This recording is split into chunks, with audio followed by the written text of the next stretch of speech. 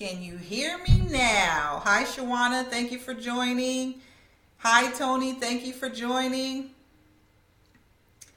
Thank you, thank you, thank you.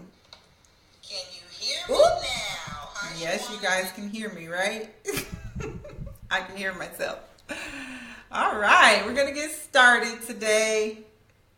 Thank you guys for coming to another Conversations with Kesha. Yes. Hello, everybody saying hello. I can hear you. Perfect. Thank you.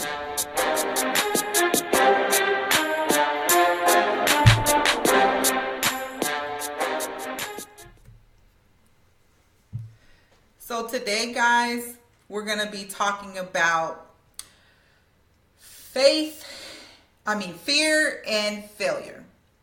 I first want to introduce myself. I've been working on it, so I want to kind of try it out on you guys. My name is Lakesha Gates. I am of LakeshaGates.com. I am the founder of the Dynamic Collective, which is a faith-based personal development company. I am toying around with the title because everybody in this day and age right now is a coach. But to clarify what I do, I've been toying around with some names. My good friend Tarika, she calls me the Vision Midwife, which is a good description of what I do. Hi, Tammy. Thank you for joining. But I've been toying around with the Vision Alignment Strategist. And what that means is I help visionary leaders build a strategic plan to align their daily actions with their vision. And I hope that brings a little bit of clarity behind what I do. You'll hear me talk about productivity and time management and goal setting. And really, it's just in an effort to get you in alignment to make sure that you're making those necessary steps towards your vision. You guys understand what I'm saying? That there are actions that we can take every day, even if they're small, to help move that bigger vision forward. For instance, this weekend we had a community think tank, which was amazing.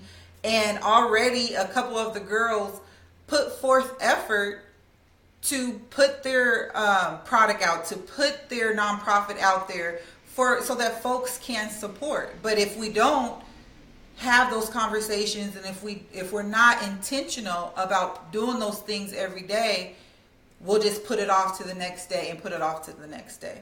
So I think that's good transition into our topic today, which is fear and failure. But first, if you guys could go to the bottom of this live stream, click the share button. You can share with your friends on your timeline. You can copy the link, or you can share it into groups as well.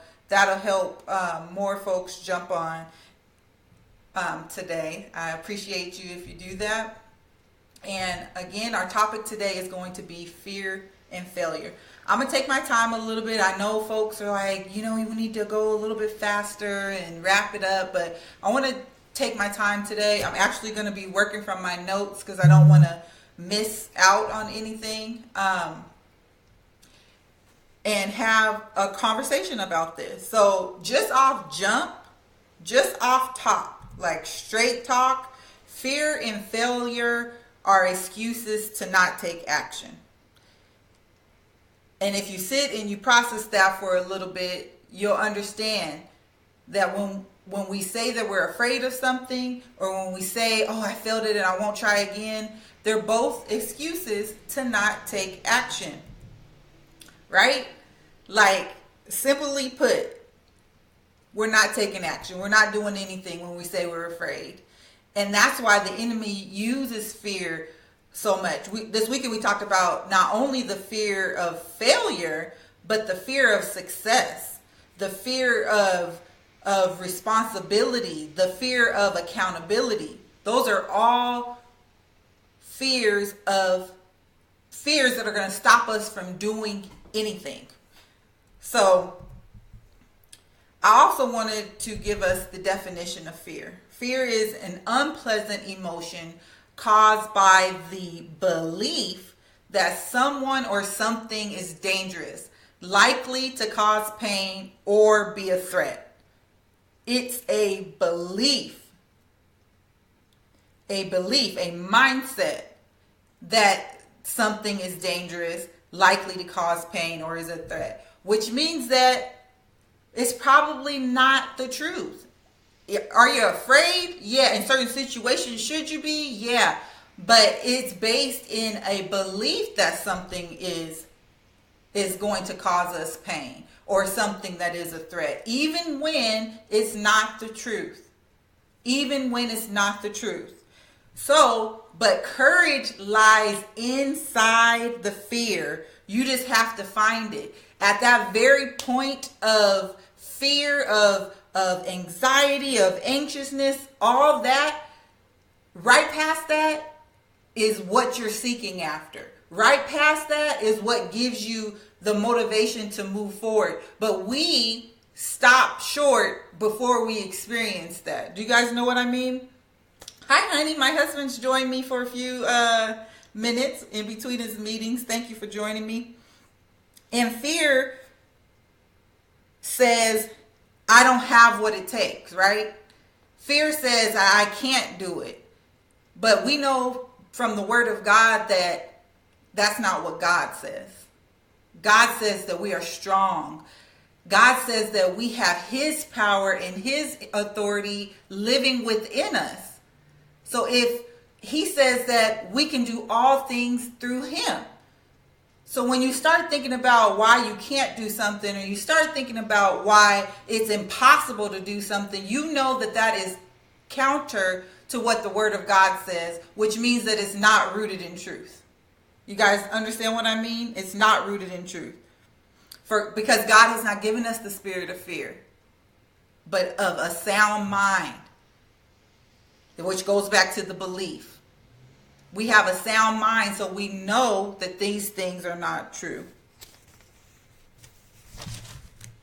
So fear keeps us from being bold and stepping out on faith, right? So fear, anxiousness, worry, they're all cut from the same cloth, but they all stop us from doing that thing that we know to do.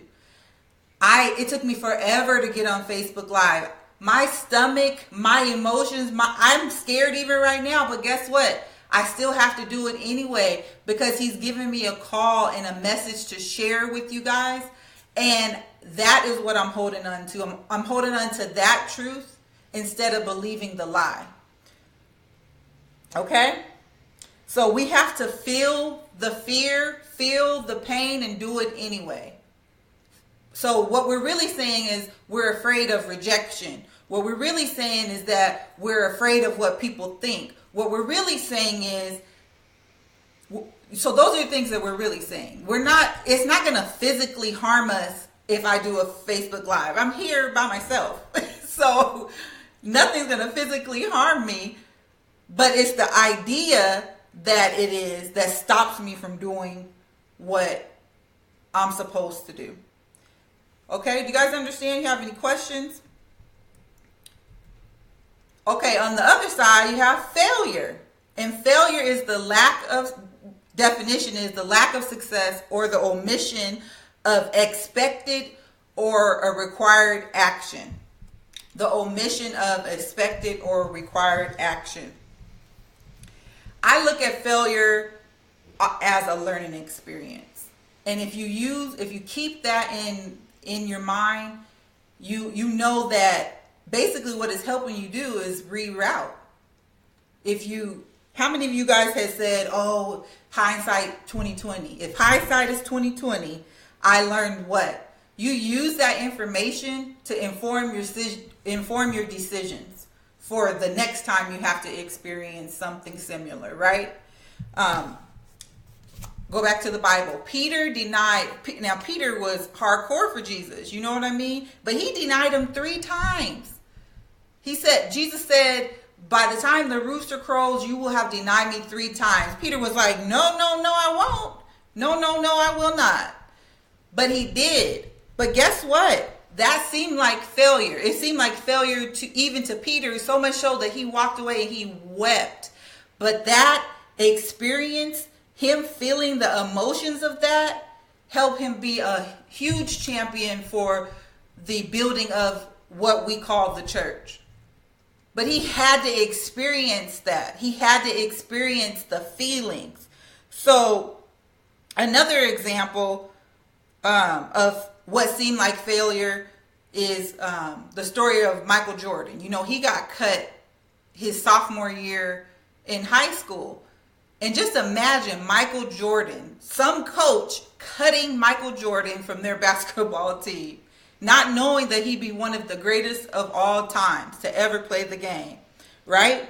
So failure is most often a failure to false expectations. So we create these unrealistic expectations of ourselves and of others.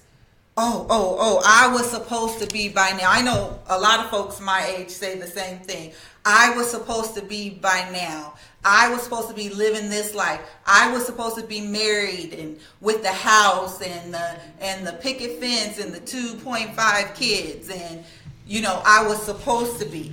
False expectation. Or this person was supposed to do that. Because they didn't do that, now I can't.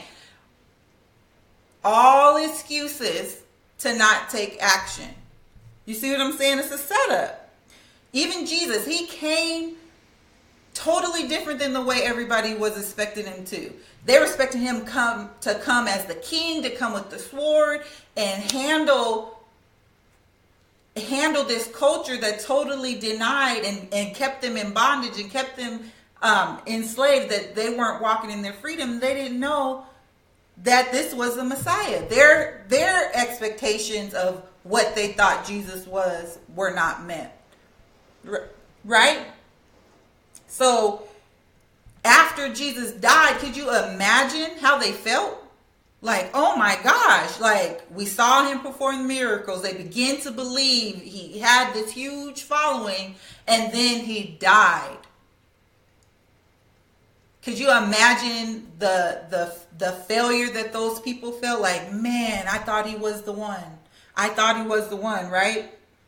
So just as Peter wasn't left in his failure, and we know that Jesus rose on the third day and ascended to heaven so that we can be included into this body of Christ, we're not left in our failures either.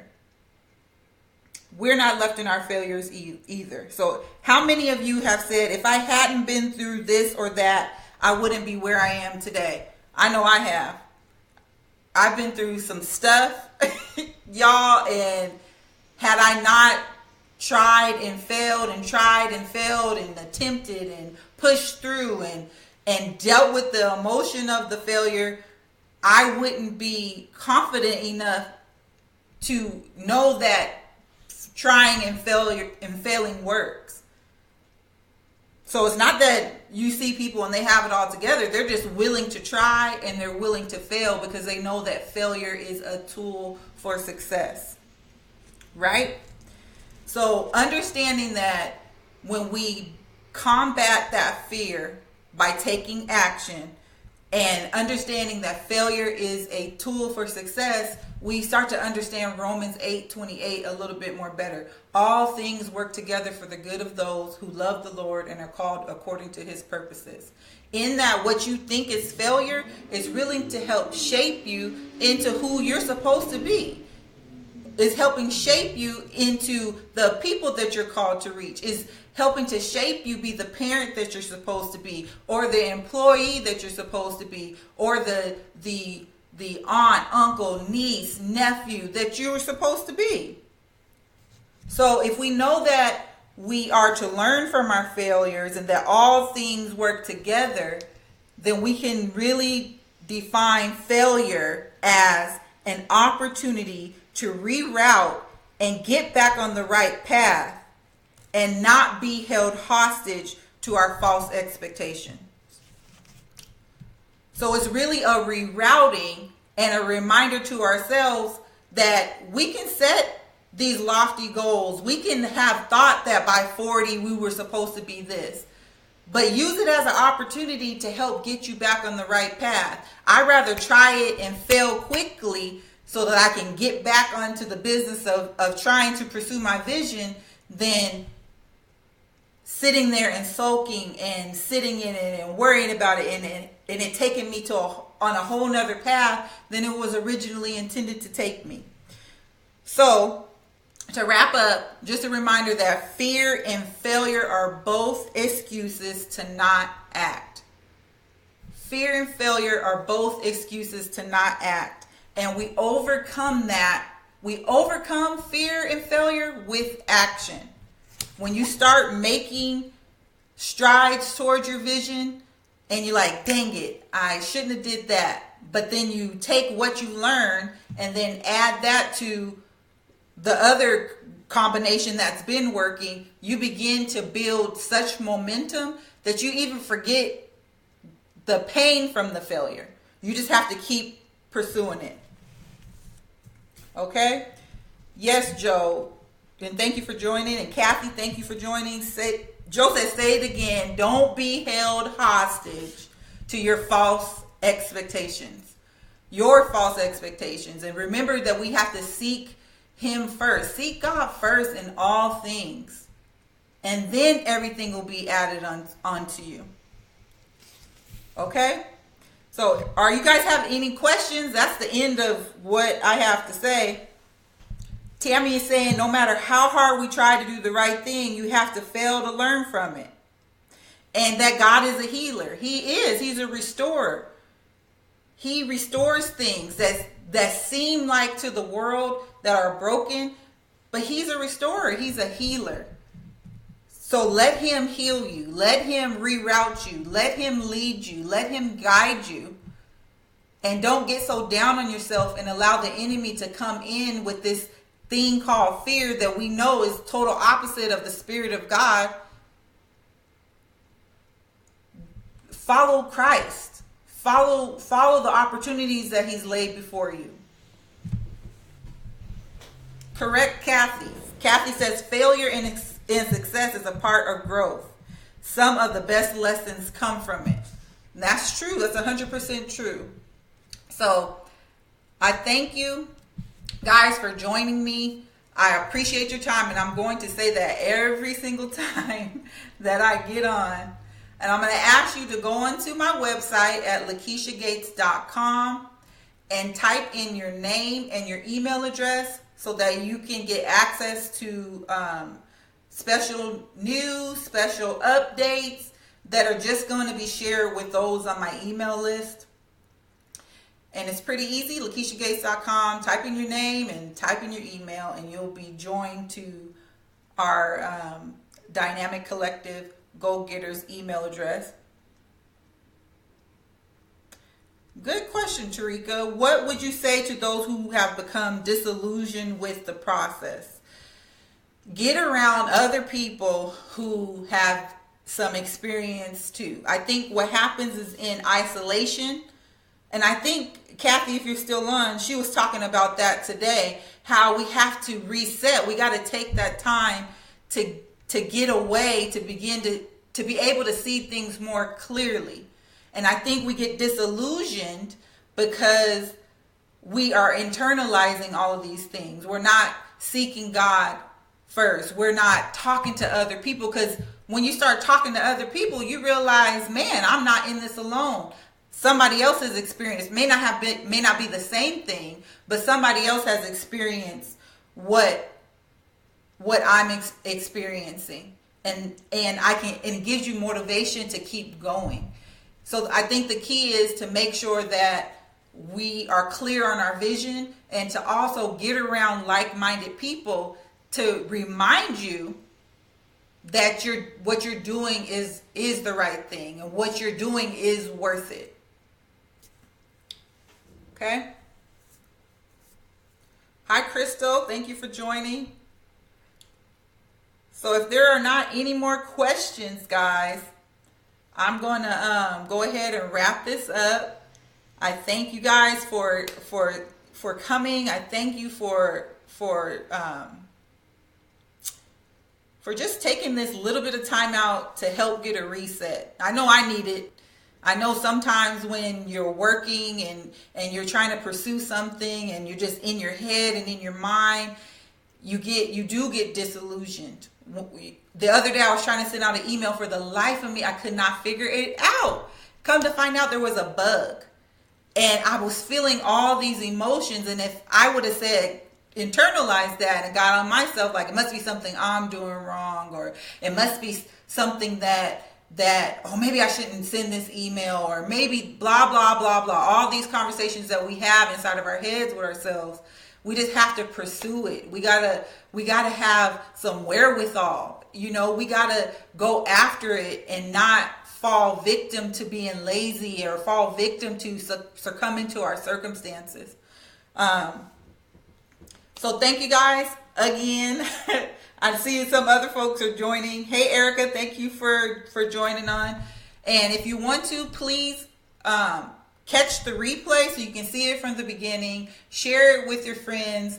Like, comment, subscribe to Be Dynamic so you can get the weekly motivation posts that I put up every day. Or if you have any questions, you can send me a message at connect@LakeshaGates.com, or you can send me a message in Messenger. I love to hear from you. If you're interested in coaching, you can visit my website. I also just am launching my beta group, my beta 6-week program called Elevate 45, where we'll go through a 4-step strategy process to eliminate, simplify, build a strategy, of course, because that's my thing, and adjust and take action towards that strategy that was built. So if that sounds like something that you're interested in, for you guys who are like, man, it's already the end of 2017. There's 60 days left until the end of 2017, and you don't want to go into 2018 looking like the same way that you've looked this year. Even if you've made huge strides and you want to continue that momentum, join this program to be around other like-minded individuals, but to really hone in and craft a strategy that is effective for you. That's not somebody else's strategy. That's not somebody else's goal setting technique or time management technique, but something that's crafted specifically for you. But also to have the support that when you're stepping out and trying something new, you have a group of people who are there to support you and speak into your life and help to craft and refine and define what your vision is, so that when you step into 2018, you'll be crushing your goals. You'll be showing up more fully to life. So go ahead and go to LakeshaGates.com. That's LAKESHA Gates, GATES.com /elevate, ELEVATE /45.com. I'll post that in the comments right now if you're interested in being a part of this beta group. And what a beta group is that you guys, in exchange for me helping you, you guys get to help me craft this and make sure that what I'm saying is working, how I'm saying it is tangible and easily understood, so that when I launch out to the rest of the groups, then I'll have something that is digestible for everybody. One of the perks, I'm putting this link in here now. One of the perks with this is that you get it for only $45. So next year, the price is going to go up significantly, probably to somewhere in between $150 and $197 for this 6-week program. But you guys, for 25 of you guys, will get it for only $45. And that's amazing, because right now when we're talking about preparing for the new year, you can have something tangible with action steps so that you know how to attack 2018. So again, I thank you guys for joining me. I appreciate you for staying on. Please like, comment, share, catch the replay, and I'll see you next week on another Conversations with Kesha.